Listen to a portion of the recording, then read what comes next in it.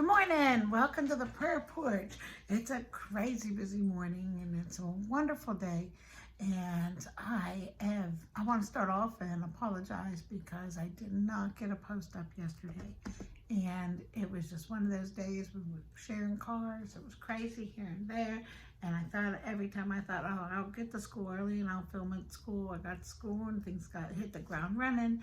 And then after I thought I'll get it when I get home. When I got home, my husband called and needed me to do some things. It got crazy. I didn't get back home till 9 o'clock. I laid down and I realized about 10 o'clock after I was asleep, oh my goodness, I didn't do the prayer porch. And I really realized, and then this morning I had some friends text and I just knew how important that is, that I have made a commitment to you, but more important that I have made a commitment to him. And I said, Lord, I'm so sorry. I'm sorry. And he said, oh. And it was interesting because I come down to the prayer porch and what is my devotion about today? My devotion was about Mary and Martha. And it was about Mary and Martha because it was about Martha, who was so busy that she even said to God, can't you tell my sister to do some of this work? Don't you see? And so I want to take a look at that with you this morning. And I want to talk about busy lives because we live in a busy society and we live very busy lives.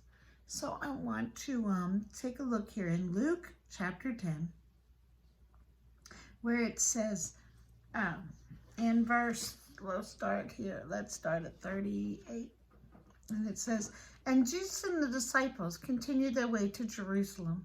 They came to a certain village area where a woman named Martha welcomed him into her home.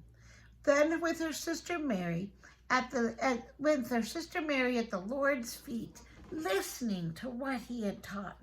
But Martha was distracted by the big dinner she was preparing. She came to Jesus and she said, Lord, doesn't it seem a little unfair to you that my sister Mary has just sits there while I am doing all this work? Tell her to come and help me. But the Lord said to her, oh, my dear Martha, you are worried and upset over all of these details. There's only one thing that's worth being concerned about. Mary was distracted. Mary has discovered it, and it will not be taken from her. Mary has discovered it, and it will not be taken from her. There's a couple of things that stand out to me in this verse. First of all, it wasn't Mary that invited Jesus to the house. It was Martha. Martha was the one. It says Martha came to him and said, hey, come to our house for dinner. Come to our house for dinner.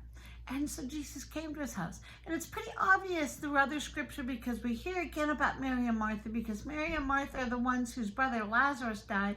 And it says that they were good friends of Jesus. And so when Lazarus died and they sent word and they said, come, come, come. And at that point in time, it's interesting because it's Martha that sends and says, we knew if you would be here that you would be able to, he would not die, you would have healed him. We know that you can do something with this. Martha still had a strong faith. But Martha really strikes me as the type of woman that wants to get things done. Let's get it done, let's get it done, let's get it done. And she in that get it done stage, Jesus didn't say, oh, Martha, stop, you foolish thing. Why are you doing this? No, he said, he just used Mary as an example. And he said, Martha, look, what she has stopped and taken time for will not be taken from her. Mary was putting oil in her lamp. She was putting oil in her lamp. Martha wanted to make sure that the setting and the environment was perfect for the lamp and for the oil. Sometimes we have to recheck our priorities because life can be busy. We're getting in that season.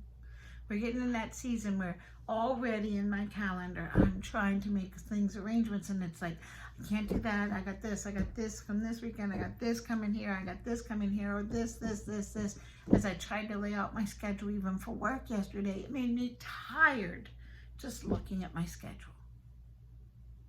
And I thought, things I want to do, I seem to not have time to do because I'm so busy doing the things that just seem to have to be done. One of the things I remember, my mom passed away and when my dad both passed away, I had the same lesson reiterated twice. I remembered looking around me and thinking, how can I'm in such sorrow and I've taken time to grieve. But the world kept going. The world was still busy around me. And I thought, how many times have I been busy around me and I've missed a moment? It's so important to live the chronos and to live it fully. And it's such a fine line of living the chronos fully and not wasting time sitting around. But at the same time, we have to be aware of being still and knowing that He is God, so that we discover the kairos, those opportune moments when God in His Spirit nurtures our soul. Mary had her soul nurtured. She said, I want to hear what He has to say. I want to be at His feet. I want to hear His stories. I want to listen to His wisdom. Yesterday, we're going to have crazy days. And I know that. And I apologize on days that I do miss a post. But I know that when I was traveling, when I was driving, when I was doing this and that, I just pondered His words. Lord, forgive me for the moment for being too busy. Put your scripture in my heart. Let me draw from the well that you've given me. But let me know to be wise when to stop and fill that well with oil. It's a busy life. It's a busy time of year. But let us not miss the opportunity to sit at our Father's feet. Stop, be still, and know that He is God. Make yourself stop. A good dietitian says it's always good to sit, make yourself sit and eat, and not eat on the run. Because when we eat on the run, our body doesn't get the full nourishment that we would do when we sit and eat. So take time to sit and taste and know that it's good, even when it's busy. Because it's interesting, Jesus' response. And I put my own name in here. My dear Lori, you were worried and upset over all of the details.